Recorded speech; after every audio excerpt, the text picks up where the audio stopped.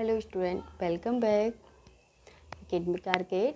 तो चलिएगा, आज से हम यहाँ करते हैं बायोलॉजी क्लास 12th की बायोलॉजी क्लास हम स्टार्ट करते हैं विद कंटेंट। और यहाँ मैं आज आपको इंट्रोडक्शन क्लास स्टार्ट करेंगे। और यहाँ पर मैंने आज सन 2025 में बायोलॉजी का क्या सिलेबस है इसके बारे में हम डिस्कस करेंगे गाइस। और चलिएगा, चलते हैं हम अपने सिलेबस की साइड। तो चलिएगा गाइस, देखिएगा जो सन 2024 में ये चैप्टर हट गए थे, कुछ सिलेबस न्यू चेंज हुआ था, आपको पता ही है पहले से। तो चलिएगा देखिएगा, पहला अध्याय जो था जीवों में जनन, ये चैप्टर नहीं था। अब जो चैप्टर है यहाँ पुष्पिपादवों में लैंगिक जनन, मतलब पुष्पिपादवों में जनन है, ये चैप्टर चेंज हो चुका है, इसका नाम है पुष्पिपादवों में जनन। ठीक है, तो यहाँ से चैप्टर जो 2 था वो चैप्टर 1 स्टार्ट है। तो यहाँ से पुष्पिपादवों में मानव जनन और जनन स्वास्थ्य सारी यूनिटों से 3-4 यूनिट है, तीनों में से एक एक चैप्टर यहाँ से हटा हुआ है। ठीक है, तो चलिएगा, ये है, यहाँ से हमारे 3 चैप्टर हैं ये। और 5th चैप्टर है वंशागति तथा विविधता के सिद्धांत, और वंशागति का आणविक और विकास भी है हमारा। इसी यूनिट से कोई चैप्टर नहीं हटा है। नेक्स्ट यूनिट है हमारी गाइस मानव कल्याण, 8वीं यूनिट मानव कल्याण में जीव विज्ञान। तो ये देखिएगा, मानव स्वास्थ्य तथा रोग, खाद्य उत्पादन में वृद्धि, कार्यनीतिक और मानव कल्याण में सूक्ष्म जीव। ठीक है, तो ये जो थे हमारे चैप्टर थे। आगे नेक्स्ट चलते हैं हम लोग। चलो भैया नेक्स्ट चलते हैं। तो डियर स्टूडेंट, आप लोग कोई भी कहीं पर भी कोई प्रॉब्लम्स होती है तो आप प्लीज़ मुझे कमेंट करके बता सकते हैं। और आप लोग जो भी 12th क्लास के नए स्टूडेंट हैं तो आप लोग चैनल को सब्सक्राइब कर सकते हैं। तो चलिएगा, यहाँ पर है अध्याय जैव प्रौद्योगिकी के सिद्धांत और जैव प्रौद्योगिकी, ये दोनों चैप्टर हैं हमारे सिलेबस में। ओके, यूनिट 10 है यहाँ पर पारिस्थितिकी इकोसिस्टम में। यहाँ पर क्या दे रखा है, जीव और समष्टि, परितंत्र और जैव विविधता। तो ये तीनों चैप्टर हैं और पर्यावरण के मुद्दे यहाँ से हटा दिया गया है। ठीक है, ये तीनों चैप्टर हैं और पर्यावरण का मुद्दा नहीं है, ये चैप्टर नहीं है। तो चलिएगा गाइस, आज हम स्टार्ट करते हैं इंट्रोडक्शन क्लास।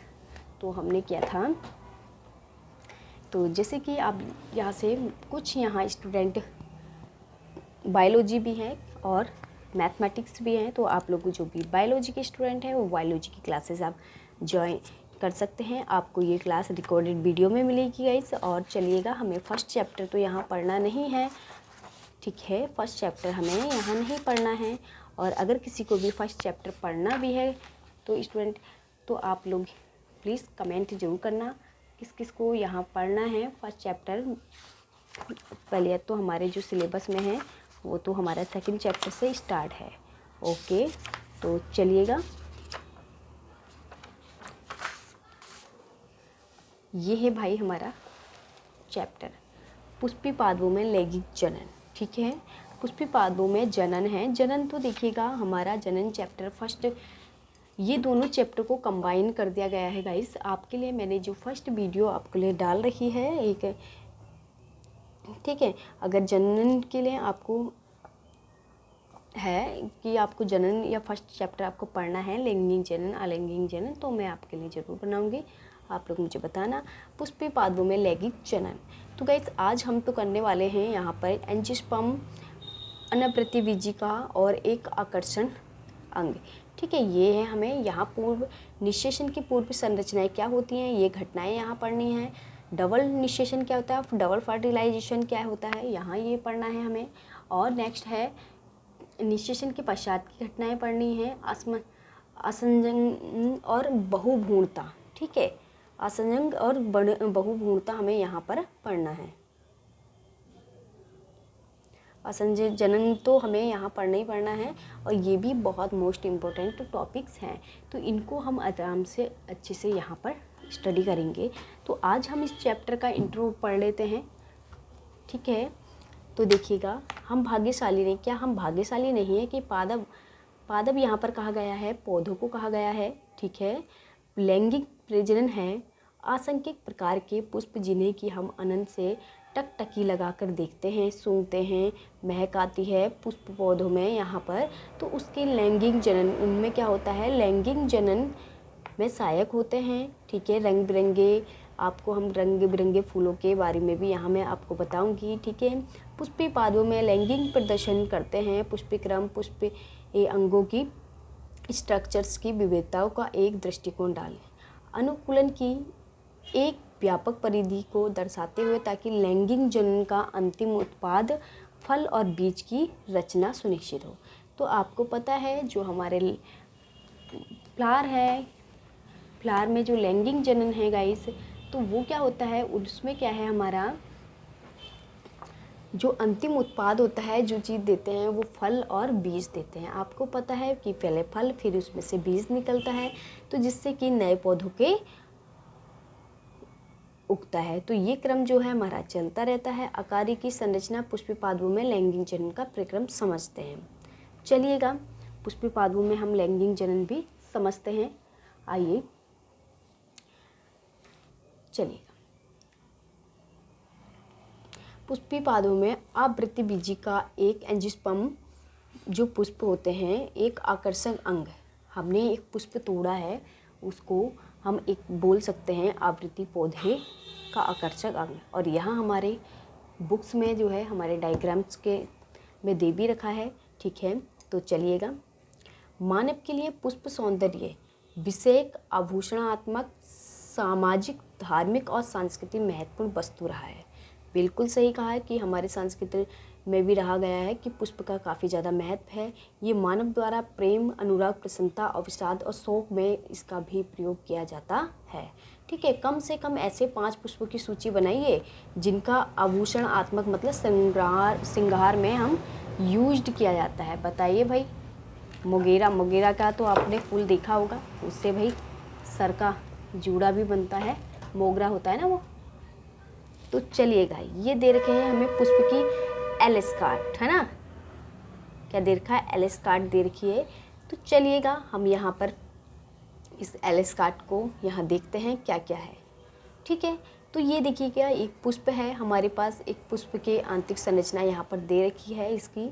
ठीक है, तो यहाँ डियर ये देखिएगा, ये पराग कोश होता है। क्या होता है, ये पराग कोश है। पंखुड़ी का मतलब ये आपको रियल एक्सपेरिमेंट में मैं ज़रूर दिखाऊंगी, रियल एक्सपेरिमेंट में आपके साथ यहाँ पर करेंगे। ठीक है, तो देखिए बाह्य दल, यहाँ पर देखिएगा बाह्य दल, ओके, अंडाशय, यहाँ ये अंडाशय, ओके। चलिए वर्तिकाग्र ये है, यहाँ पर जो फर्टिलाइजेशन की जो प्रोसेस की जाती है इस टिप पर की जाती है। यहाँ पर जीव बैठते हैं, कीट पतंगे जो बैठते हैं, और यहाँ पर क्या फ्यूजन होता है, यहाँ एग। वर्तिकाग्र ये होती हैं, देखिएगा।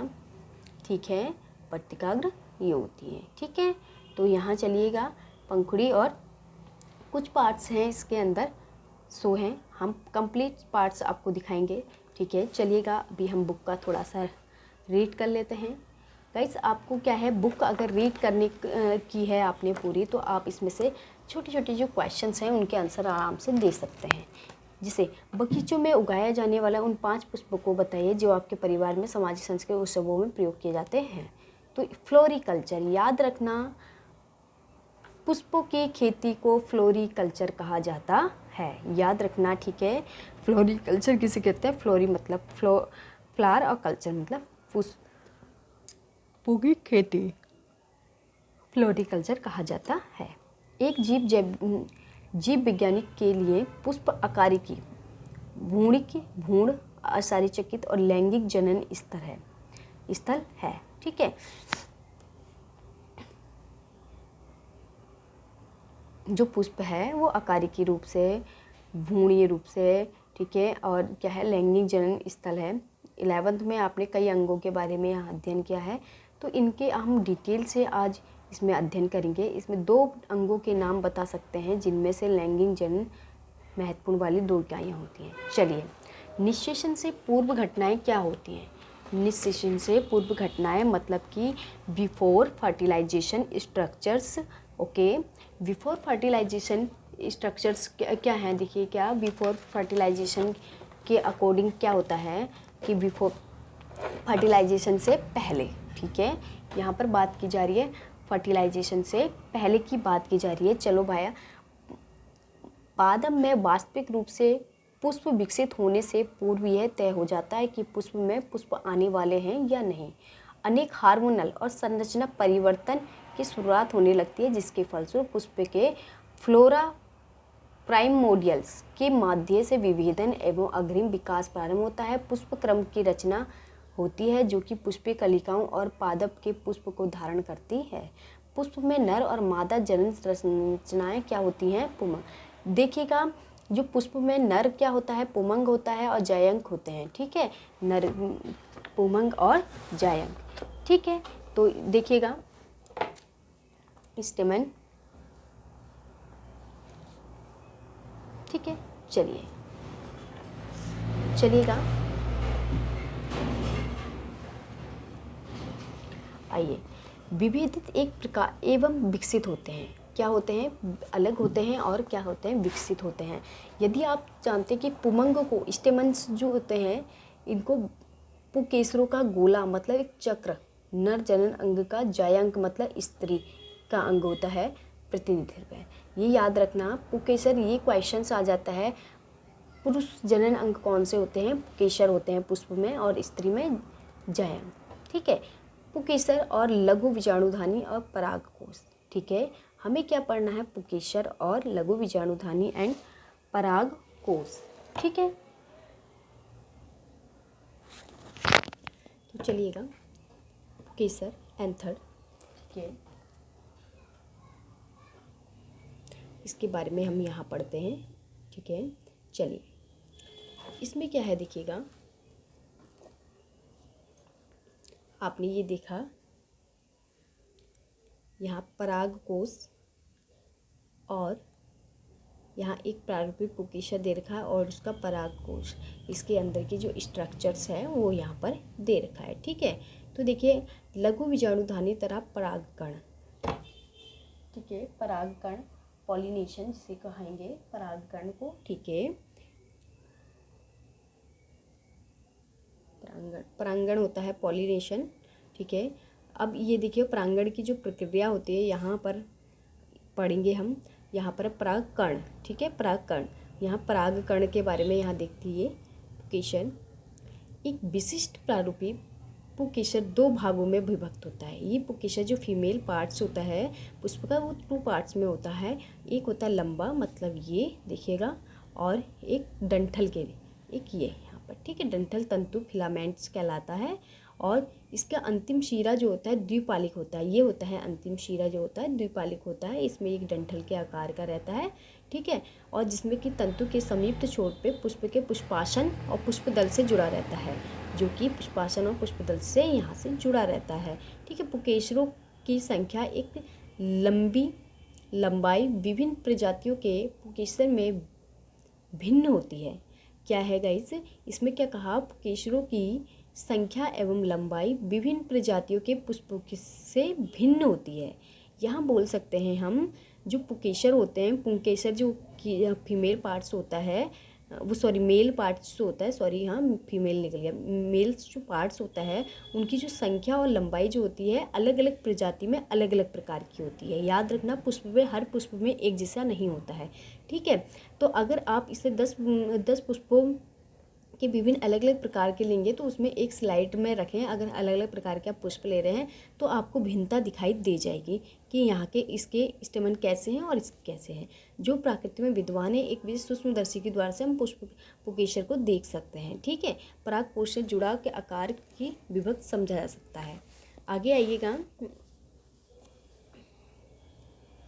चलिए, एक प्रारूपी आवृत्ति एंजियोस्पर्म जो परागकोश द्विपालिक होता है। क्या होता है? द्विपालिक का मीन्स है 2 पालियाँ, देखिए एक पीछे और एक आगे, ठीक है। द्विपालिक होता है, इस टाइप से ये खुलता है, ठीक है। द्विपालिक होता है, प्रत्येक पाली में 2 कोष्ठ होते हैं, अर्थात ये द्विकोष्ठी होते हैं, ठीक है, द्विकोष्ठ होते हैं। इस टाइप से द्विकोष्ठ खुलते हैं। जब हम आंतरिक संरचना खोलते हैं तो एक में अनुलंब खाज प्राग कोष्ठ, मतलब कोष्ठ का मतलब ये इस टाइप से ऐसे करके कोष्ठ बने होते हैं, ये 4 टाइप के, जिससे आगे हम पढ़ेंगे टेट्राड के रूप में भी यहाँ पर पढ़ेंगे। अलग अलग करते हैं और लंबवत गुजरता है। आइए परागकोश को हम देखते हैं एक अनुप्रस्थ काट में, और विभिन्न प्रकार के टिश्यू मतलब ऊतक अनेक प्रकार के समायोजन समझे हैं। एक प्रकार का जो परागकोश होता है द्विपालिक प्राकृतिक का होता है और अनुप्रस्थ काट में बहुत ही ज़्यादा सुव्यक्त। देखिएगा परागकोश के 4 दिशा मत है, जिसे चतुर्स बोला जाता है। क्या बोला जाता है? चतुर्कोणीय बोला जाता है। चतुर्कोणीय को टेट्राड भी बोलते हैं। एक टेट्राड संरचना होती है जब परागकोश क्या होता है, जब 4 भागों में ये अंदर से ऐसे करके सूक्ष्मदर्शी संरचना द्वारा बटा होता है तो उसको टेट्राड बोलते हैं। ठीक है, तो जिसमें कोनों में लघु बीजाणुधानी समाहित रहती है। लघु बीजाणु गाइस, ये जो लघु बीजाणुधानी हो गए, परपुटिका हो गई, स्टेमन्स हो गए, ये इंग्लिश नेम में आप लोगों को जो है मैं आप लोगों को इसके एक कीवर्ड बना के मैं आप लोगों को दूंगी। और कल से जो भी है हम आपका जो ये नाम है इनको मैं साथ साथ में लिखती भी रहूँगी आपके, ठीक है, या फिर आपको कीवर्ड लास्ट पेज में मैं आपको दे दूँगी उसके, ठीक है। क्योंकि ये क्या है, मैं अगर अभी इंग्लिश में बोलने लगी, अभी इंग्लिश में भी हिंदी में भी बोलूँगी तो यहाँ कन्फ्यूजन। लघु बीजाणुधानी है तो लास्ट टाइम में आप लघु बीजाणुधानी को यहाँ देखना, मैं उसका कीवर्ड पूरा बना के आपको दूंगी, ठीक है। प्रत्येक पाडली में 2 होते हैं। लघु बीजाणुधानी, लघु मतलब छोटी, बीजाणुधानी मतलब जिसमें बीजाणु है, ठीक है। आगे की विकसित होकर परागपुटी, पोलन सेक पोलन सेक का मतलब है जहाँ पे परागकण रहते हैं, उनके अंदर चिपचिपा एक पदार्थ ठीक से बन जाता है, जिसमें अनुलंब परागकोश की लंबाई तक विस्तृत होते हैं। परागकण को ठसाठस भरे हुए होते हैं, याद रखना। जैसे ये है आपको ठसाठस भरे हुए हैं, उसमें भरे होते हैं। आप किसी को भी देखना उसमें कि उसके परागकण क्या है, उसमें ठसाठस टाइप के भरे हुए होते हैं। लघु बीजाणुधानी की संरचना हमें स्ट्रक्चर से देखना है। देखिएगा एक अनुप्रस्थ काट है जिसमें प्रारूपी लघु बीजाणुधानी बाह्य रूपरेखा में लगभग गोलाई में प्रकट है। तो गोलाई के रूप में दिखा रखी है। सामान्य रूप से 4 भागों में वो डिवाइड है, और बाह्य त्वचा मतलब बाह्य त्वचा एंडोस्पर्मी, और जिसे माध्य जिसे बाहर की होती है टैपिटम। तो गाइस यहाँ की ये क्वेश्चन से जो है मोस्ट इम्पोर्टेंट है, मतलब कि इनर की लेयर को क्या कहा जाता है कि टैपिटम कहा जाता है, ठीक है। तथा परागकोश के स्फुटन मतलब स्फुटन का मतलब होता है फूट जाना, ठीक है। स्फुटित होता है मतलब फूट जाना की मदद से परागकण को अमुक्त मतलब बाहर निकलना, ठीक है, करती है। इसकी सबसे आंतरिक जो परत होती है वो टैपिटम होती है। आपको पूछ लिया जाता है परागकोश की सबसे आंतरिक परत क्या होती है, परागकोश की सबसे आंतरिक परत क्या होती है। तो ये गाइस आपको पूछ लिया जाता है, याद रखना, ठीक है। परागकोश की आंतरिक परत क्या होती है ये पूछ लिया जाता है, ये क्वेश्चंस, ठीक है। ये मोस्ट इम्पोर्टेंट है, यहाँ पर ये जाना इम्पोर्टेंट है, ठीक है। यहाँ पर अंडरलाइन करते रहना। परागकोश की सबसे आंतरिक परत जो होती है टैपिटम होती है, जो कि किसको देती है, परागकोश को क्या देती है, परागकणों को पोषण देती है। क्या देती है, विकासशील करने के लिए परागकणों को पोषण देती है। टैपिटम का जो कोशिका सघन का मतलब घना, ठीक है, जीव द्रव्य साइटोप्लाज्म भरा होता है। याद रखना, कोशिका का जो जीव द्रव्य होता है उसको साइटोप्लाज्म कहा जाता है, जो भरा रहता है कोशिकाओं के अंदर। सघन का मतलब गाढ़ा, मतलब बहुत घना टाइप में, ठीक है। सामान्य रूप से 1 से अधिक है। तो यहाँ मैं आपको दिखा देती हूँ 1 से अधिक इसमें क्या होते हैं, आई होप आपको दिख रहा होगा। 1 से अधिक केंद्रक युक्त होते हैं। और क्या आप जान सकते हैं कि इस प्रकार टैपिटम कोशिका की द्विपालिक बन जाती है। देखिएगा, चलते हैं हम इस डायग्राम्स के थ्रू समझते हैं। देखिएगा, ये टेट्राड है, इन 4 पार्ट्स में इसको डिवाइड किया है। यहाँ देखिएगा परागकोश, इसकी जो आंतरिक परत होती है, अंदर की जो परत होती है उसको टैपिटम कहा जाता है। और ये जो होते हैं संयोजी, जैसे अंतस्थ मतलब बाहर की त्वचा है, बाहर की लेयर को कहा गया है। फिर से इसके अंतः स्थिलियम कहा गया है, अंदर की बीच की त्वचा को। बीजाणु जनन ऊतक, बीजाणु जनन मतलब बीजाणुओं को जनन करते हैं, ये टिश्यू है यहाँ पर हैं। और टैपिटम जो है बिल्कुल अंदर की लेयर को कहा रखा है, जो कि परागकणों को क्या कहती है, पोषण प्रदान करती है। माध्य लेयर मतलब बीच की लेयर, ठीक है। तो चलिएगा यहाँ पर आते हैं।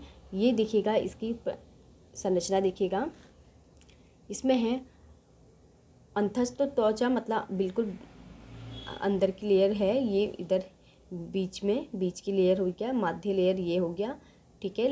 लघु बीजाणुधानी ये है, लघु बीजाणुधानी। मातृ कोशिका मतलब ये मातृ पेरेंट्स है मातृ कोशिका है, और ये जो है पुत्री कोशिका है। ये सारे जो है मातृ कोशिका से, और ये अंदर की जो परत होती है वो टैपिटम होती है। टैपिटम जो होती है वो परागकणों को क्या देती है, पोषण प्रदान करती है। अब आइएगा यहाँ पर जो थर्ड वाला दे रखा है मैंने आपको, क्या है, स्फुटित परागकोश। जब इस परागकोश पक जाता है, पूरी तरह से मेच्योर हो जाता है गाइस, तो क्या होता है, वो क्या ठसाठस क्या से भरा, परागकण से भरा होता है। और जब वो भरा होता है, जब पक जाता है, मेच्योर हो जाता है, तो इस टाइप से फूट जाता है। तो फूटने के बाद वो जी खुलने की जो संरचना है वो आपको यहाँ पर दे रखी है, ठीक है। और ये मोस्ट इम्पोर्टेंट डायग्राम्स हैं, याद रखना। बायोलॉजी बिना डायग्राम्स के नहीं चलती है गाइस। यहाँ पर बिना डायग्राम्स के बायोलॉजी नहीं चलती है। तो आप लोग जो हैं बिल्कुल भी इस तरह से आप लोग इसका डायग्राम प्रैक्टिस कीजिएगा। और आज की क्लास में आपकी इतना ही, और बस आपका होमवर्क है कि आप इस डायग्राम्स को प्रैक्टिस कीजिएगा और मुझे कमेंट कीजिएगा कि आपको क्लास कैसी लगी, और मैं आपको क्या चीज़ चेंज करें जिससे कि, और आपको नोट्स के साथ साथ धीरे धीरे आपको ये चैप्टर सारे पढ़ाए जाएंगे। पढ़ाने के बाद नोट्स कराए जाएंगे, ठीक है। फिर आपको कहीं पर भी और इम्पोर्टेंट डायग्राम्स कराए जाएंगे, रिवाइज क्लास कराई जाएगी। तो आप लोग बने रहिएगा। Thank you so much. Okay, और क्लास अच्छी लगी तो लाइक और कमेंट जरूर करना। Thank you so much.